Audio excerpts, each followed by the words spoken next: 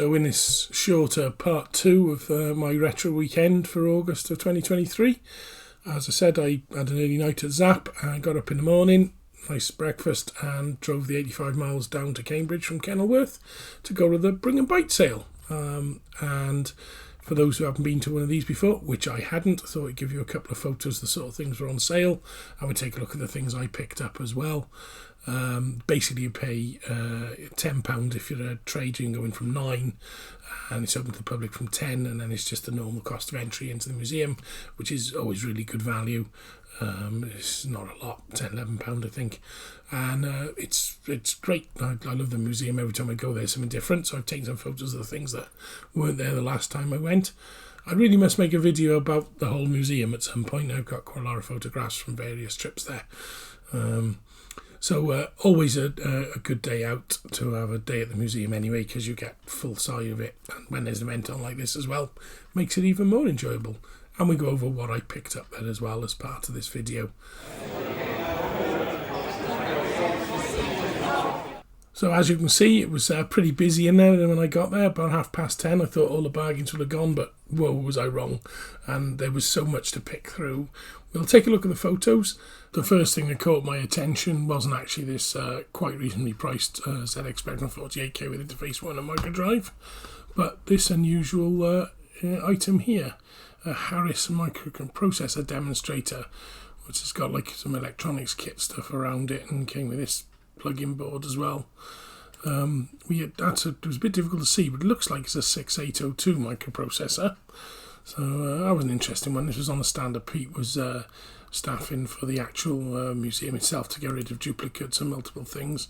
They had a box of all sorts of bits and pieces, some old Pong games and cards and bits and pieces. Another view of that same stand, looking at it with a TRS-80 bit. This is the prototype of the Memotech keyboard that recently appeared on, I think, Binary Dinosaur's board at the show. So he's been looking at that. They had a pile of disk drives and electrons, Tandy. I think there's another view of that one, yeah. So we got I was very tempted with the Video G. There was a couple of those on sale, and they had a few places with Beebs as well. So some nice machines in good condition. A couple of Archimedes, not something I've ever played with, so I was thinking about it. This was Glass TTY's stand. He started off with his laser printer the other day, and he'd bought, I had a quick look at this, is a partially built Apple I replica, but he decided to buy it anyway. And he had a pile of books, lovely little monitor, which I was again tempted with, but you can't have everything. He did eventually take this oscilloscope off display because it was giving tingling shocks to him, so he abandoned that. Laser printer dropped in price through the day because he didn't want to take it home, so I ended up taking it home for him. And then we've got Devilish Designs. He had a good range of I was very tempted with a couple of VT terminals there. I was very tempted. Any back plane, and a couple of Ataris he had, which underneath the counter, so he was getting rid of a few of them. Of course, you will have seen the VIC-20 on the board. He did me a little bit of a deal because I got there's a cartridge in the back as well, and the book. He gave me the free book to go with it. And this was a stack of 5 1/4 disk drives. As you said, he was surprised. Loads of people bought them last time, but I in the end had one of them off him because it was black. And my twin drive, I've got a one black and one beige drive in. I either bought a black one or a beige one, I can't remember, but the idea was to make my twin drive match and then use the other one in another case. Big selection then on the next, a big pile of all sorts of books and keyboards and old Vigor and Draytech gear, which is always good to have a play with if you haven't got any firewall kit. At the back here you've got another stand full of loads of stuff. These lads were here selling a pile of games, which is quite nice to see. The back one here again, I was very tempted. There's just out of sight there's a TRS-80 Model 3 I believe, and this Sharp was quite interesting. The boxes were great fun to go through. It has a good view of the TRS, plus all sorts of just wonderful things to have a dig through really. And Oric there. I had a bit of a rest on the way around. The they've got a central display now. You can see Dave in the background there. They got a display of the family computer which you can have a play with. So that was quite nice to have a play and a sit down halfway round. And again, you can say I was fascinated with the Sharp. The Tandy had already sold by now. A Jag, that was again something not I've ever played with, but I thought you can't have everything. But by now, with some of the bits and pieces that come out of the bag, interesting. Remember these? You typed with your hand. You're having to do just the 5 keys, a bit like stenographers do. I pointed out that's quite similar to the piano keys that the Alpha used, maybe. And this little board had come out by then, which was, I'm a bit of a sucker for little electronics kits and things, but I had to pass it by. There's all sorts of video packs, and you really had to have a good poke through all the boxes and have a chat to people about what they had. Random collection of S100 cards, and just all sorts of wonderful goodies. Pound box with odds and bobs. I didn't catch the gentleman's name, but he had a massive collection of bits and pieces, books, BBC, computers. There's a couple stacked there. So that was a good stand to have a rummage through. I didn't in the end buy anything. I was very tempted by a few items, but I didn't. There was another stand in the middle here. This gentleman had a good collection of bits and pieces where I got my Atom manual from. Luckily he had a couple of those for sale, because I've been trying to get one for a while, and a massive collection of sort of BBC and bits and pieces, so there certainly was a good collection there. And this one here is where I got my little 3.5-inch drive from, plus the PC USB card reader and things. I mean, a good selection of bits and pieces for PCs and ISA and PCI cards. I'm also going to show you this. I took some film of these as well. Unfortunately, I didn't get a shot by looks of it of the stands that were down here. I have to say thank you to Tony at Here Be Dragons for the additional photograph you've seen inserted throughout here. He did manage to capture this picture of Adrian's stand in the purple here. Which has got his, he had some deck, I think they were 420 terminals, some keyboards, spare board for one. I think this was a Cirrus computer. There was definitely one on for sale there. Right, a mix, and as I say, he had 2 Video Genies as well, including the one Pete was selling. There was 3 there for sale.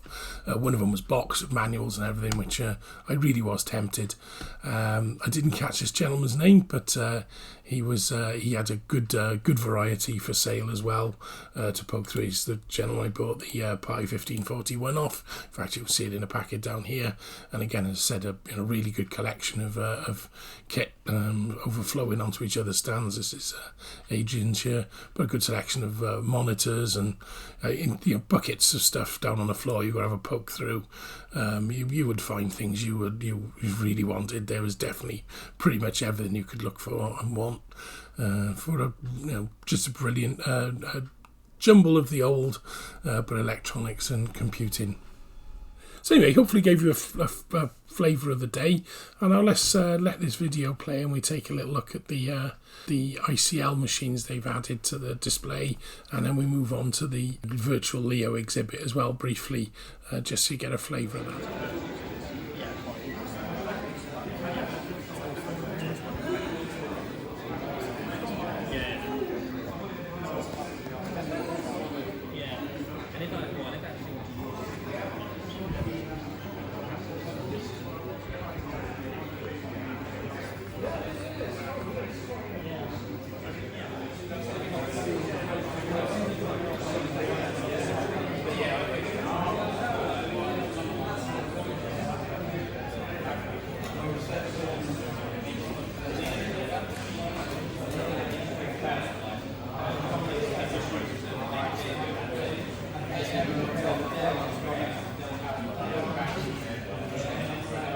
So the Leo exhibit is got lots of little memorabilia, and you can do with the mouse and the controller, you can control our virtual view around the room and move around it, which is great.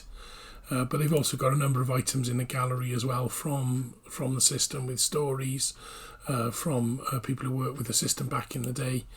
Some sample parts from it here. This one's the wiring unit at the back there, and then they've got a valve section as well. So fascinating to see the sort of equipment. Unfortunately, I think there is one Leo around in the country, but it's not there. They've got a few other ones as well, like the generations for the microprocessor, which I hadn't noticed before. May have been there forever. I also spotted this Acorn Cambridge workstation out on display, which I hadn't seen before on a visit. So it was interesting to see. They also had this Apple Macintosh 20th anniversary edition in a case. Again, not something I'd seen when I've gone to the museum. There's always something different there when you go. It's well worth it. And this new area they're setting up with the Sound of Silicon, with obviously a Mac, some examples of output music from it.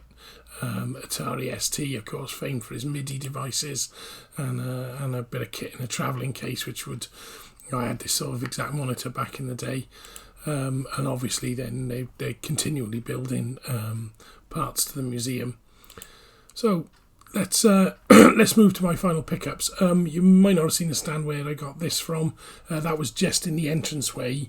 They had one of the volunteers selling a box full of software as well. So I spotted that as soon as I walked in. I bought an item even before I started. So let's take a look at the pickups I had from there. So we'll start off with some of the easy bits and pieces I picked up for a couple of pounds in there. A nice front panel for various cards. It's always handy, isn't it, for when you're building a retro PC. I've got one half built. I didn't have one of those, so it's nice.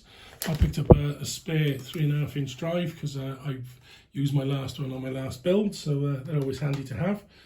And surprisingly, I was off of Mr. Devilish Designs. He had a pile of floppies for just a tenner each, and they weren't selling, which is surprising. But I needed another one. It's a 4080 switchable, which would be ideal. I've got a black-faced one in my twin drive setup that I use with BBCs and things like that. So this would be great to turn that back into it and give me the black one to put into my black PC, which I also use. So that's nice. What else we got? Of course, I realised, as I said, I picked up a lovely VIC-20, really clean. It's got got a cartridge as well with it, which is, I think, very stiff to get out. They are terribly stiff, I do remember this. Cool. I did pull them out yesterday, actually. There we go. So it's a Star Battle, so at least I've got a cart for it. I'll leave that off. And came with a PSU, and he threw in a video cable as well from the excellent Retro Shack, Computer Shack. And he thought I might need a book on how to use a computer, because obviously I'm only just getting started out, so that was a freebie thrown in, which I thought was great. Thanks, Dave. Obviously I spotted a copy of Discworld, being a big Terry Pratchett fan, so nice PC CD-ROM. So it's not a game I've got them all, but I haven't got that one. I also picked up a copy of Atomic Theory in Practice, which, for those who don't know, is the manual for the Acorn Atom. And that's quite nice, because actually the machine I was going to pick up was an Acorn Atom in a beautiful, clean condition. So thanks Pete for sourcing this for me, and been waiting to collect it for quite some time. So I should be interested to power that up, have a little look at it, and have a play. So that'll be a video for that as well. And this is the sort of last item I picked up again. As I said, you might have thought I'd have got the Vic at the Commodore event, but again I couldn't get an SDYC. But what I did pick up was one of these, which is a Pi 1541, so you put a Raspberry Pi onto it, and it will allow you to simulate a proper 6502 based 1541 drive. Now that would be really handy, and I bought that because obviously I picked the Vic up, and without the SDYC I wouldn't be able to use the flash card. So that would be great for me to be able to use a drive replacement with the VIC-20 as well, because that's got the IEC bus on it. So all in all, quite pleased with my pickups, and hopefully we'll have some videos on each of those topics. I think I might go and play with the VIC-20 a minute, clear some space, and have a little play with that first. Take a bit more time with the Atom because I want to do a bit of research, so look out for some videos on those topics as well, and hopefully we'll see you again soon. I'm Tim Gilbert, and this is my channel on retro computing.